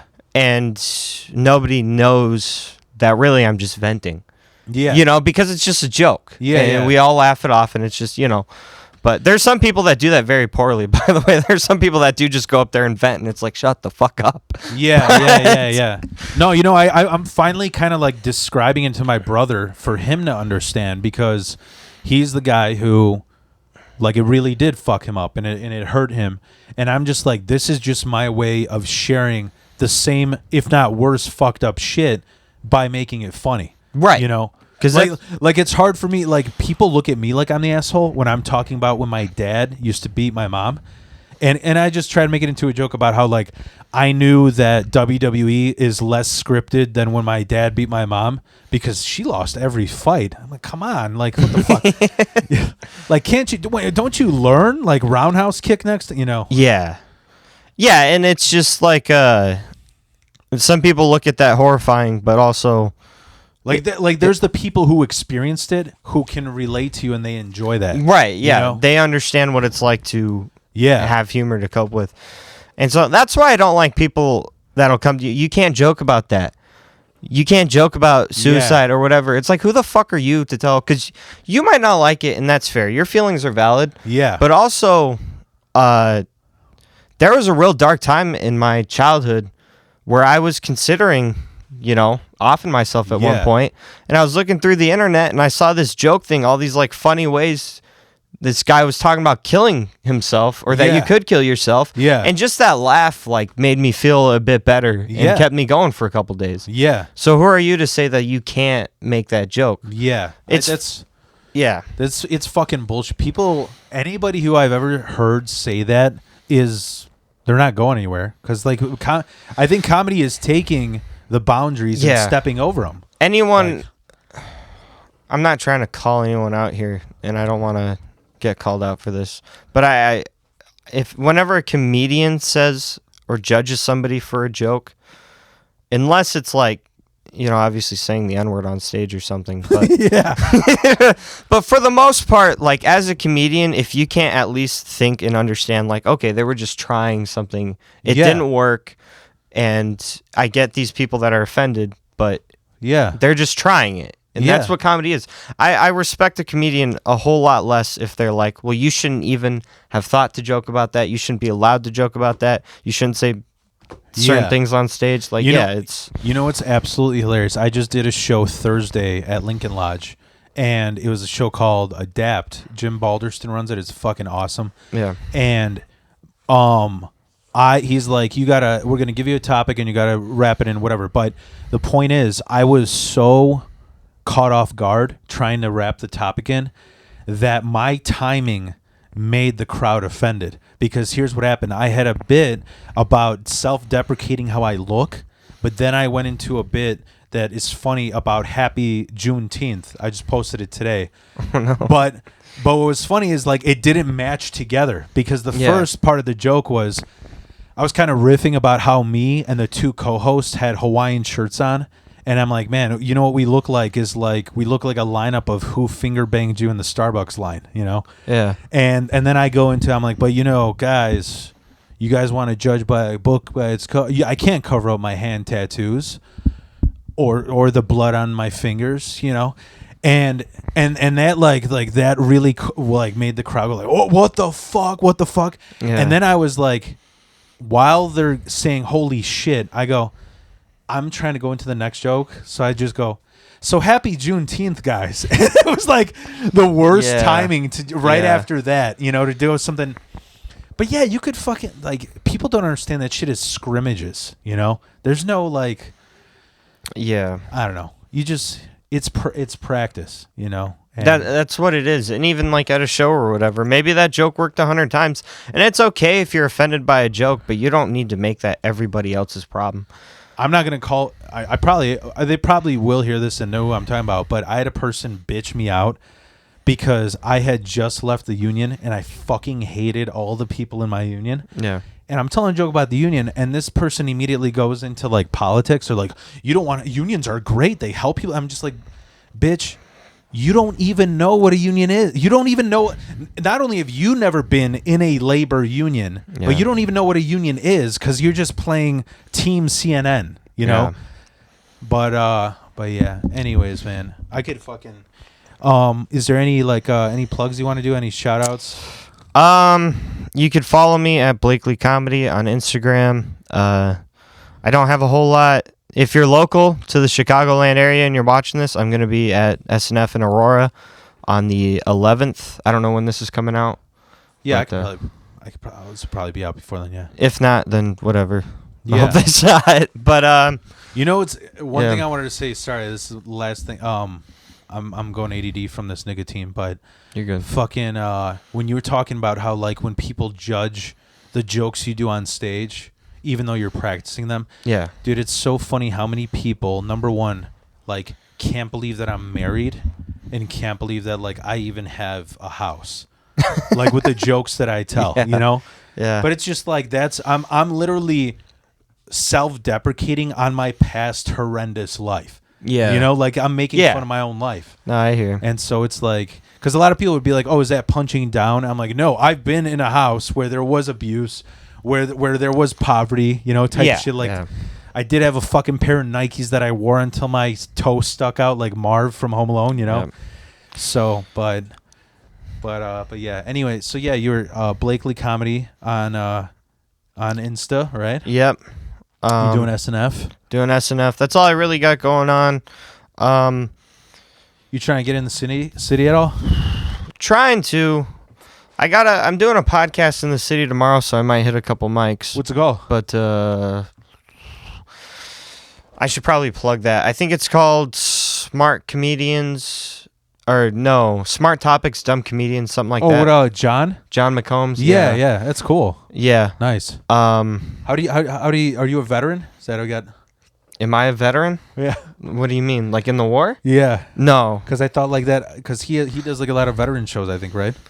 I don't know. I don't know the guy that well. I've seen him at an open mic. I saw him like post a thing asking for people to submit for his podcast, so I did, and then forgot about it, and then he hit me up and cool. So we'll see how that goes. If you follow me on Instagram, then I'm sure I'll plug the podcast on there at some point.